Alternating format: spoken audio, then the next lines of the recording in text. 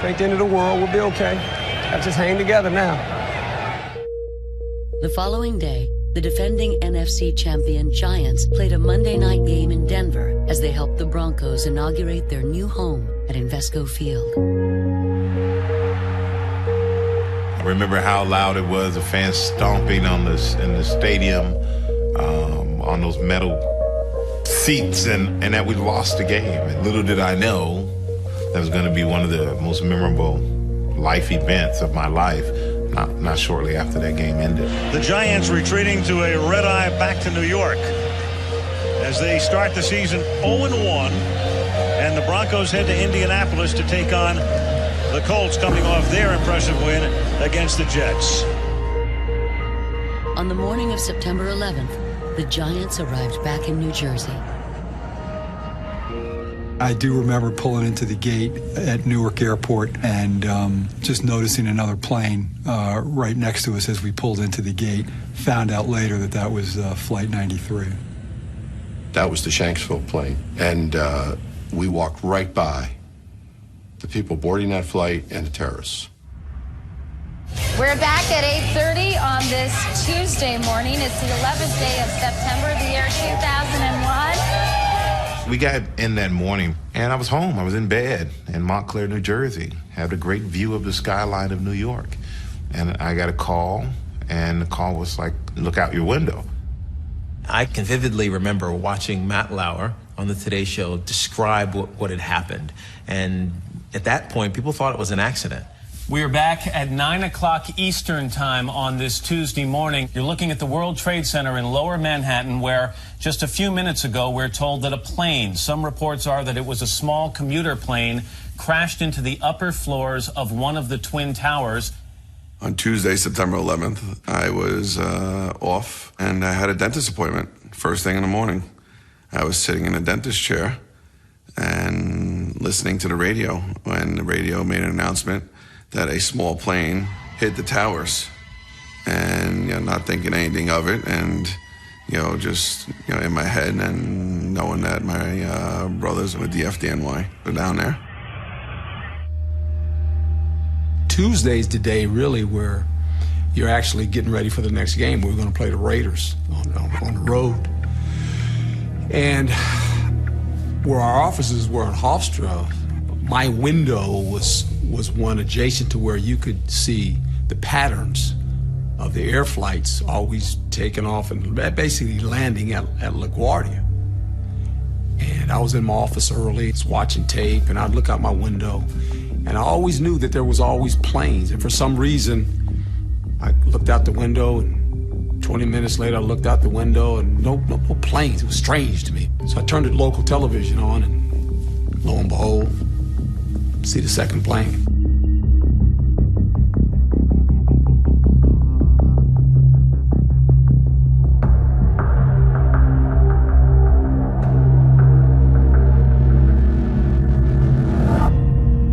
And now you have to move from talk about a possible accident to talk about something deliberate.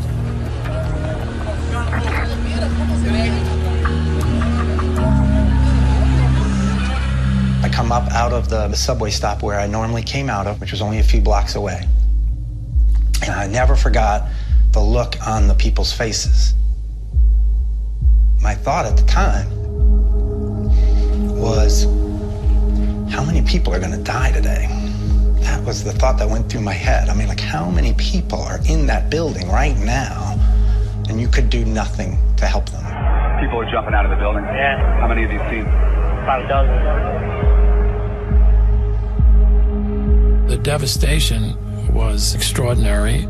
Gene Upshaw was on the phone with me from Washington. He was driving to work and he saw the Pentagon get hit. We're looking at live pictures of the Pentagon where there is billowing smoke. We had an aircraft intentionally fly into the Pentagon. It was horrifying. When you know people that worked there, that lost their lives, when you understand our country would change forever that day. We don't even know how many incidents this now makes, but a large plane has crashed in Western Pennsylvania. Everybody was on high alert. I called my wife up, said, you need to go get our daughter out of daycare, bring her back home. Y'all stay at the house. We don't know what's going on. Instant fear. Like this is it. World is ending. I mean, this is something that I don't think any of us could ever imagine. And just to be that close to it was scary. Coming up. When people see a tragedy, the normal instinct is to run away.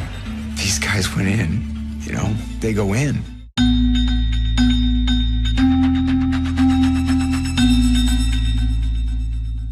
I pretty much started going to games when they opened the stadium in the 70s, the original Meadowlands Giant Stadium. Football's part of our life. I go to probably 6 or 7 games a year. Tony Sacchenzio also likes to attend one Giants road game every year. In 2001, he chose the season opener in Denver. They lost a tough game, really exciting.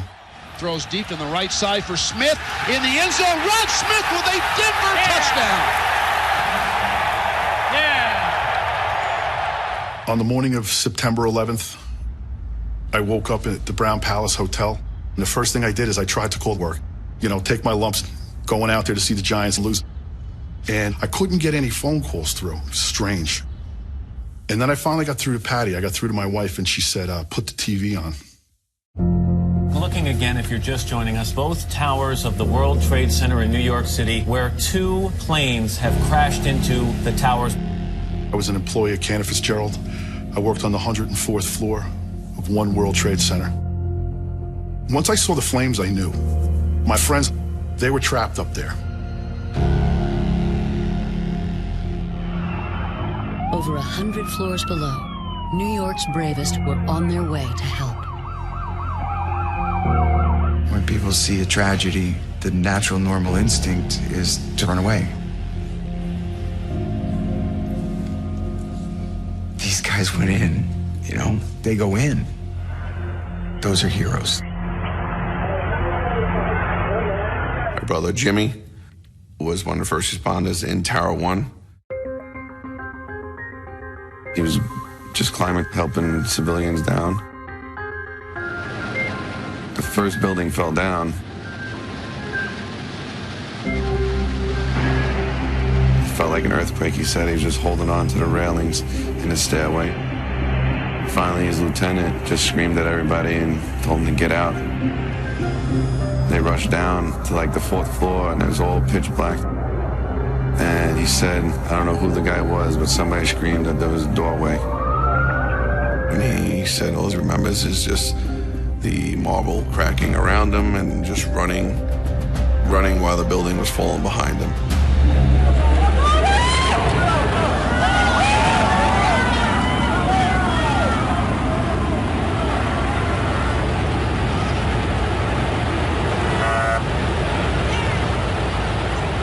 It fell. It collapsed. I got sick.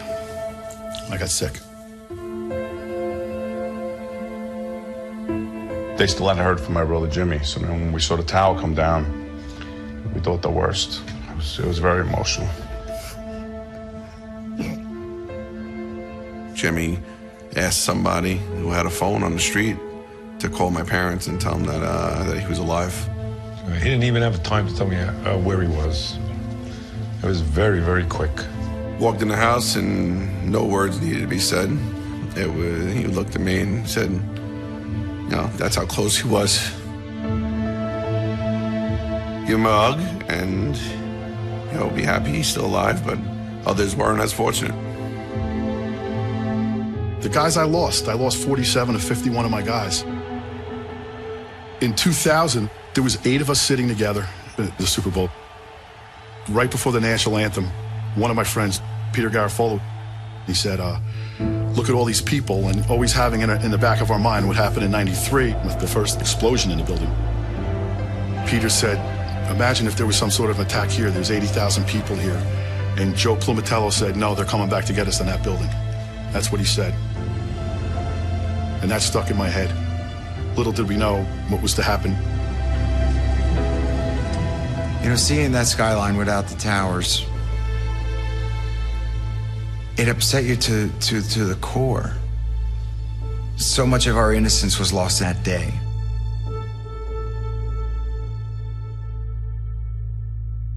The initial focus was entirely on the people of the city of New York, and most particularly the people of the NFL and their families. 2 of our employees had lost their spouses. Julia Collins had lost her husband.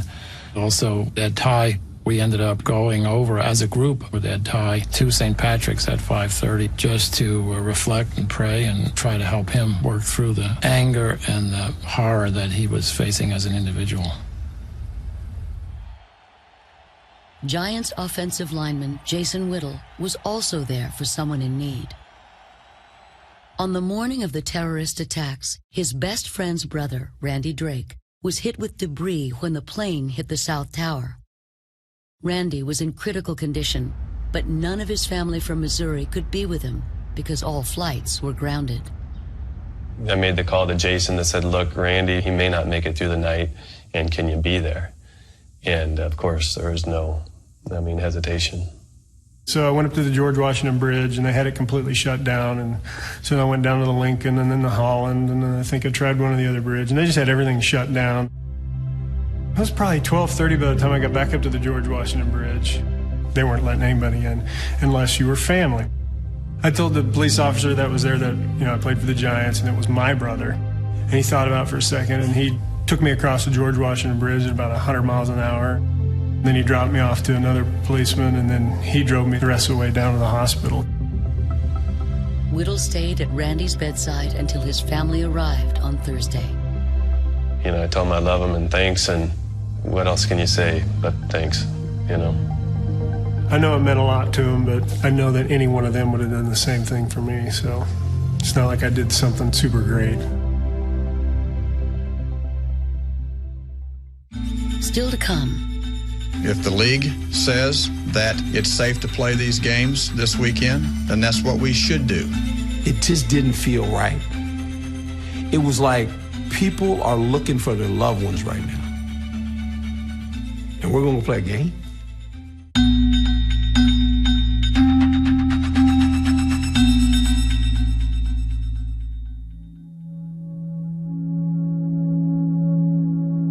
Tuesday's terrorist attacks were tragedies so daunting they took precedence over everything else, including sports. But how long should we wait before deciding that life and its diversions that we cherish must go on? Difficult decisions, and not everyone is reacting the same way as to when it will be appropriate to come back. If the league says that it's safe to play these games this weekend, then that's what we should do. I don't think we should play, but that's not my preference, and we got to, prepare and see what the league decides to do. Whatever decision is made, it shall be made, and it shall be made in the best interest of the American people. The decision to postpone or to play was one the NFL had confronted before. Following the assassination of President Kennedy in 1963, NFL Commissioner Pete Rozelle decided to go forward with games just 2 days later. Many owners were aware that the league had played through the weekend after his assassination, and there were special reasons for that in terms of Pete Rozelle having spoken to Pierre Salinger and others in the White House. Tagliabue reached out to almost every owner immediately, and the topic was, should we play? How do you feel? And obviously I expressed my opinion that we're not prepared to play here in Washington. I distinctly remember my father saying, we cannot play games this weekend. We don't know how many thousands of people have perished down there. There's still rescue efforts going on. It's just the wrong thing to do. From the beginning, there was pretty much a large, though not unanimous, consensus that we shouldn't be playing. There were owners who said, we have to play these games. We have to be a beacon for the rest of the country. And Tagliabue had to work on coming to a consensus.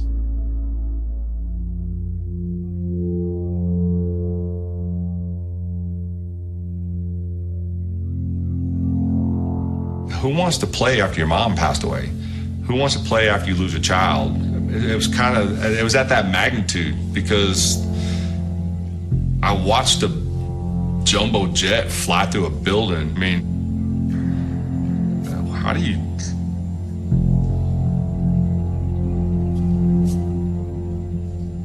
How do you make sense of that? You know? Giants Stadium parking lot was a commuter lot. There were cars there that never left. When you talk about like feeling someone who's just been through a tragedy, that's what it felt like for us. Because we would drive out and there'd be cars there, the same car sitting in the same spot. You know that that person passed away. And it made it real. And it made it not just an event that happened to this country, but an event that happened to us.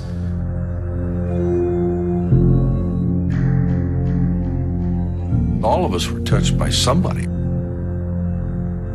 I found out that a guy that I went to junior high and high school with was the captain of the flight that went into the Pentagon, Chick Burlingame. And so those things kind of touch you. The magnitude of it, I think, now is the thing that I'm realizing. And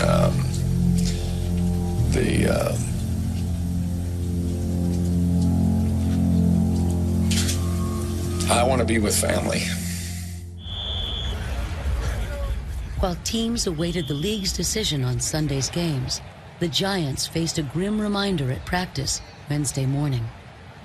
Our practice field overlooked the skyline. You could see the smoke. You could see everything. I mean, you could still see it every day on the practice field, which made it extremely tough. We come out every single day for the last 8 years, and I've seen 2 towers standing there. They're not there. There's nobody thinking about football. Nobody's mind is on a game.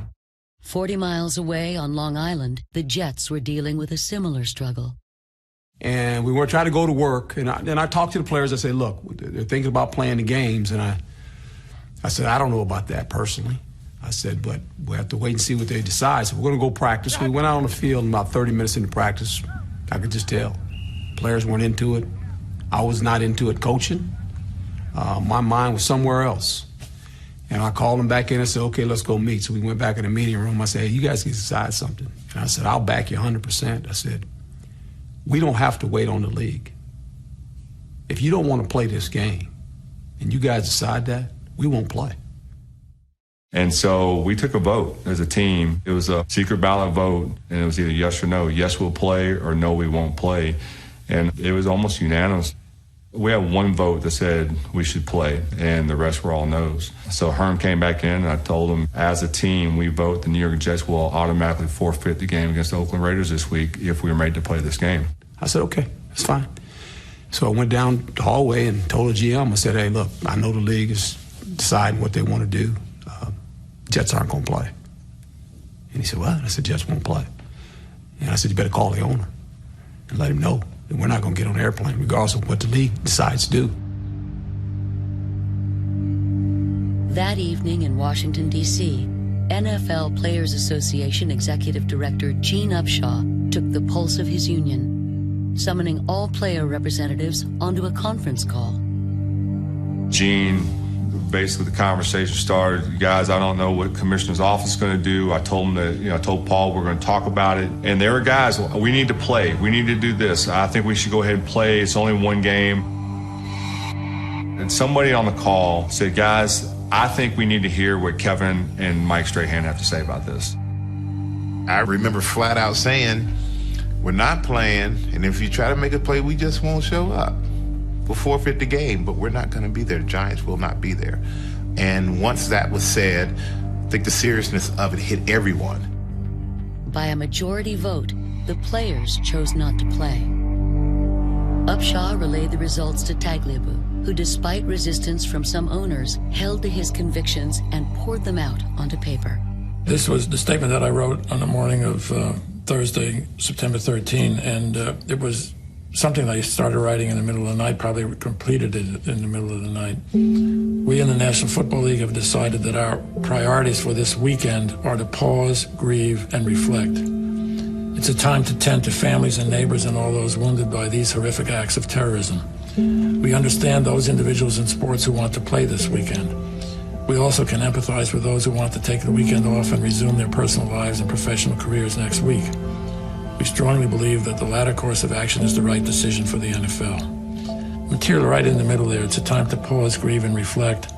It's a time to tend to families and neighbors and all those wounded by these horrific acts. That became obviously the key. That's what we heard from owners and players on the Jets, Giants, Redskins, and from Gene Upshaw and others. So that was really the heart of it. This time, and it's for the first time in its history, the NFL has canceled all of its games this weekend, and according to a couple of the players at least, it was not a difficult decision for them. I mean, I think it was very important for us not to play that week, not only for us to gather ourselves in some way, but really for everyone to gather themselves. The whole country needed to regroup. When the games were canceled, it felt right that we were paying our proper respects to the people who lost their lives in this country.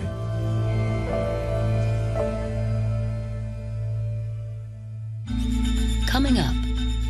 I gave a voicemail to Fossil and said, it's up to you if you want to play this for the players. And they did. This made me cry.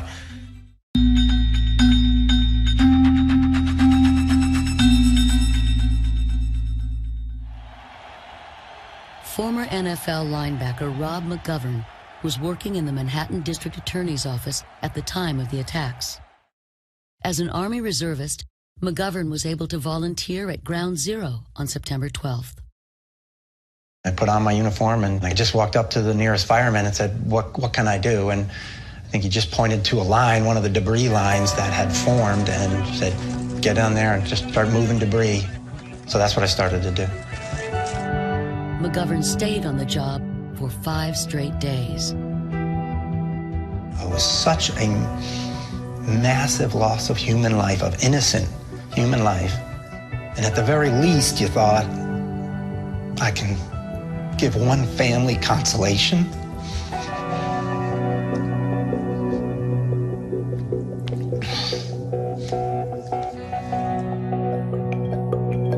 Went down there for a month. It was very surreal. The worst thing I've ever seen. Like, I think about it now, it's just like, when you're going through it, you're like, this can't be. It's not possible. This cannot be. Jimmy, part of him died in that. Part of him died in that trade center.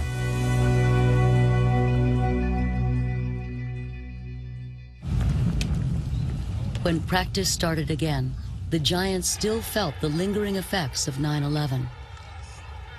It wasn't the usual noise in practice, very quiet and solemn. We struggled through the experience. But the team's attitude soon changed. Something hit me at that point. I said, you know what? I'm going to call the Giants. So I called the Giants' main number, and I asked for Ernie Accorsi, and I left him a voicemail. I gave it to Fossil, Pat Hanlon, and I said, it's up to you if you want to play this for the players. And they did. The gist of it was, I went out to see you guys play the Denver Broncos. The tragedies that happened took a lot of people's lives, and I would have been one of those. But my family, my kids, have a father because I'm a Giants fan. There weren't many dry eyes because I was standing in the back. This made me cry. That message from Tony was a big, serious wow moment. You are playing a game that you think really, in the grand scheme of things, doesn't correlate with anything that's going on. And then when you heard Tony's message, it made you realize that we, in some ways, had some importance to some people. We were playing for our city, representing all of those who had lost and all those who were still giving and trying to rebuild the psyche of New York. You wanted to win to bring them some happiness, something to take their mind off for a second of the gravity of the situation.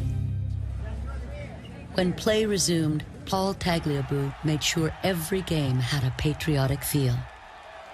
It was to show that as a nation we were unified and resilient and determined and not cowed. The NFL did it in the right way. It helped to create a sense of unity in America, among Americans.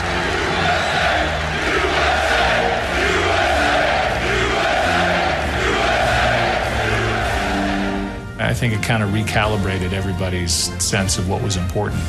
All of a sudden, listening to the Star Spangled Banner took on a lot more meaning than it had for a lot of people prior to that.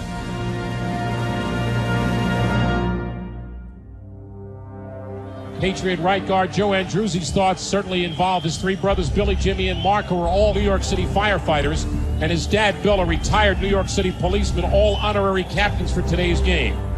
It was hard having my brothers there. A lot of emotions going through my mind, knowing for what they just went through a week and a half ago. I remember in the tunnel, there was 2 flags taped on the wall next to me. You know, I just grabbed the flags and ran out knowing that we are strong together.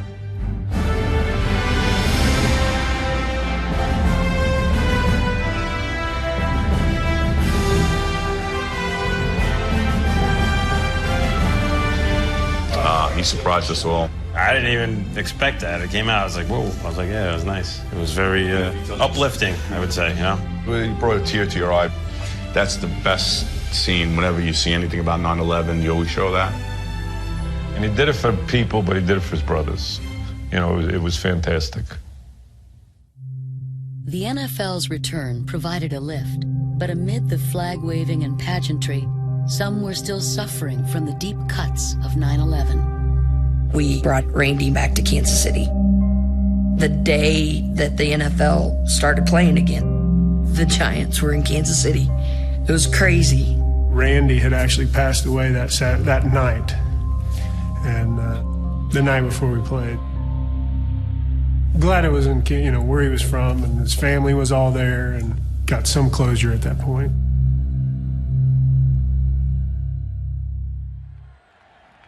The overwhelming emotions made it hard to focus, but the Giants and Jets were determined. Both managed to grind out victories for New York. I can still remember the feeling you felt of relief when that game was over, that you didn't let these people back home down. The emotional toll, I get choked up just thinking about it. Went into the Giants locker room after the game.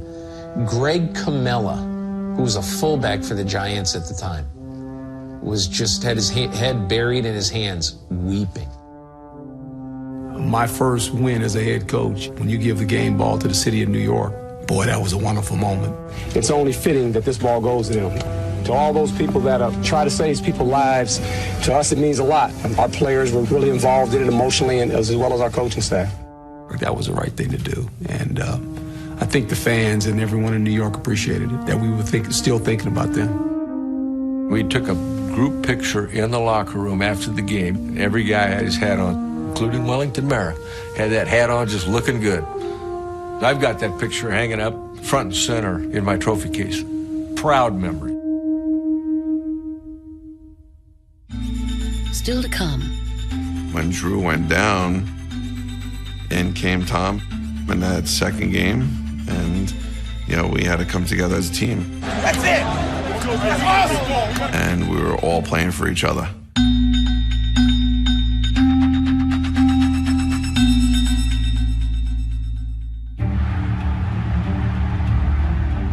When football returned in week 2, Joe Andruzzi and the Patriots not only lost to the Jets, they lost their starting quarterback, which proved to be a turning point in their season.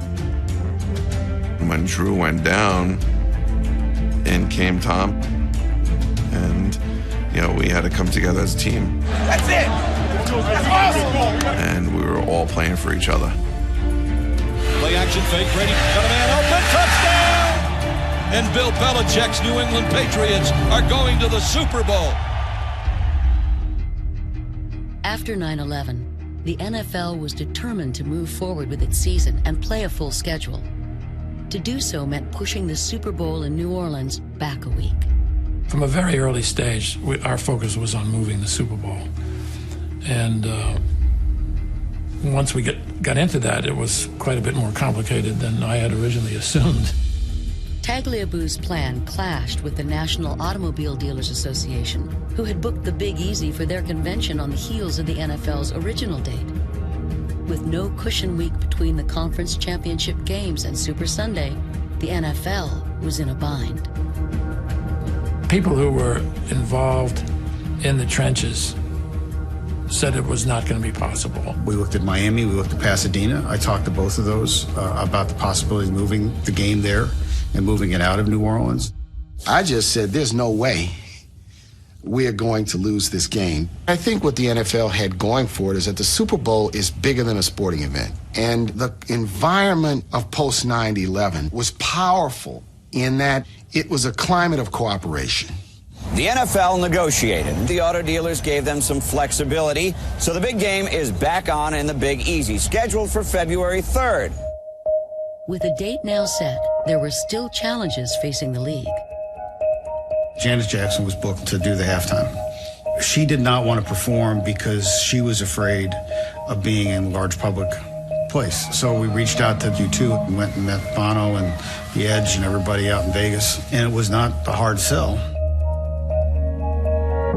Still, the biggest worry for the NFL was security. There was great concern of a repeat attack, and there was great concern that the repeat attack would be targeted at a high-profile event. In response, the Department of Homeland Security designated Super Bowl 36 a national special security event, meaning the Secret Service would coordinate the security effort. Virtually in fact, every law enforcement agency, both at the federal level, the state level, and the local level were involved. There was a hard perimeter built up around the Superdome. On Thursday, the Secret Service actually does a sweep through the building with all the canines. They do a bomb check, and once it's declared clean, it's on lockdown. Super Bowl 36 was a celebration of red, white, and blue. A lot of thought went into that. It was to show that as a nation we were unified and resilient and determined, but to do it in a way that would, above all, respect those who had lost their lives. My brother, he just said, you guys are a red, white, and blue team. You are the colors of the flag. He just said, it's almost destiny. As Super Bowl 36 wound to a close. All right, folks, button up your chin strap. Here we go. The underdog Patriots rose to the challenge. 48-yard field goal attempt. Snap, ball down, kick up, and it is good! It's good! It's good! We are all Patriots. And my brothers just ran down and jumped on the field. And tonight, the Patriots are world champions. I got a great picture of all of us holding that trophy up in the air, nice and high, and knowing that they're a part of that trophy as much as myself and my teammates. I believe that was the most important event ever held in the National Football League, because it's very difficult now, 15 years later, for people to remember they weren't flying anywhere. You weren't going to big events, and you were afraid of everything that was going to take place. If you go back and look at it today, that we understood the place of sports, and particularly the place of the NFL in the larger universe. Coming up. It was very strange that happened, and he was right there.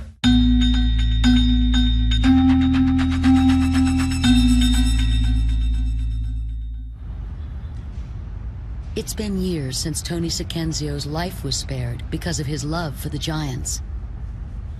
Living with that burden hasn't been easy. Remember we lived in the city, we used to But through it all, Sacchenzio's passion for his favorite team has never waned. Whoa! He catch that? Catch there. Caught it.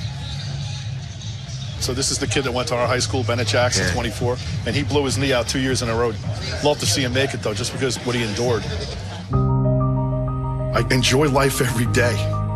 Really appreciate my family, my wife, and my kids. I'm very thankful that I get to see my children grow up and mature, and God willing, I hope I meet their grandchildren. I mean, you're talking about making the most of second chances. Tony dedicated a lot of what he's done to charity. I mean, he's raised so much money for the children of the co-worker that he lost.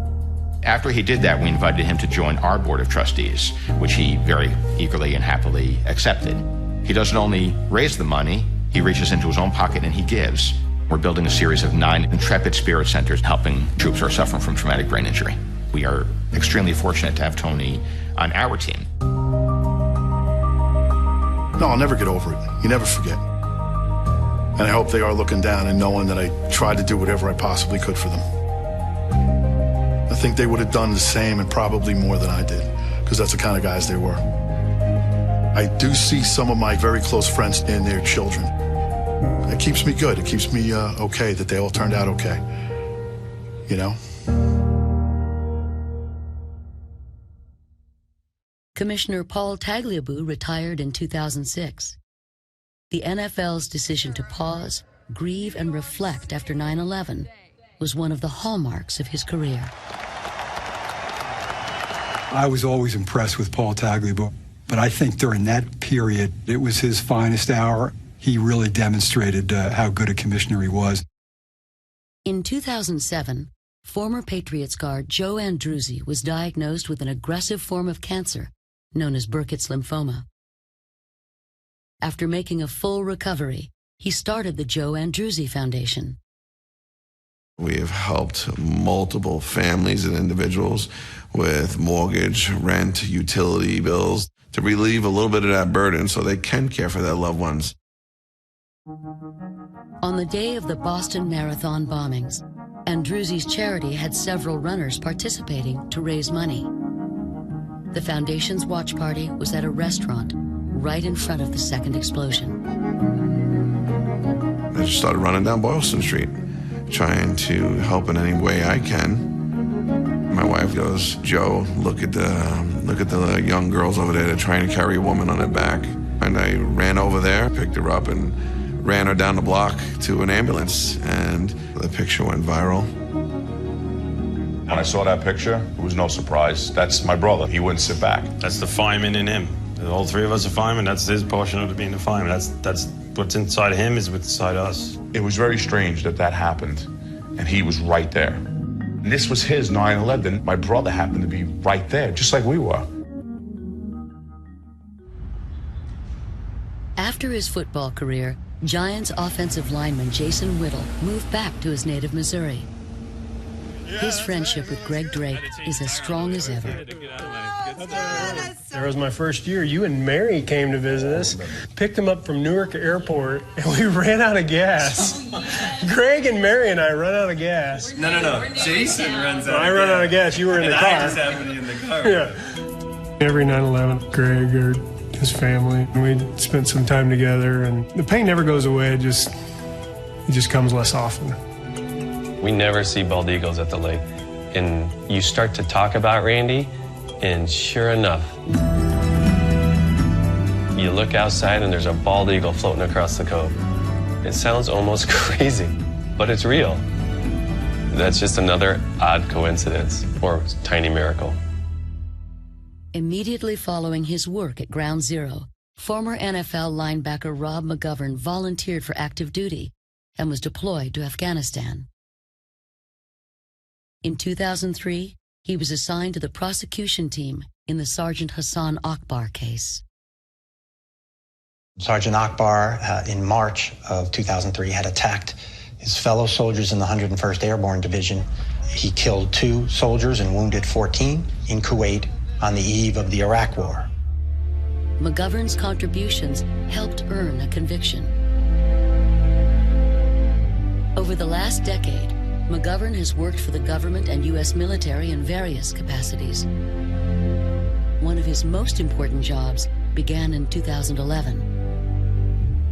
I received a phone call from General Mark Martins, and he was the chief prosecutor on the 9/11 case, the Khalid Sheikh Mohammed case. I felt like as a lawyer and as a prosecutor, this was exactly the kind of mission that I was put here to do. McGovern spent 2 years helping to build the case against the 9/11 conspirators. A trial date has yet to be determined.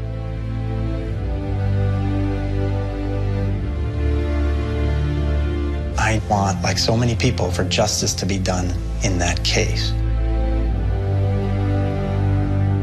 It's important because it says to those families, we as a society value your loved one.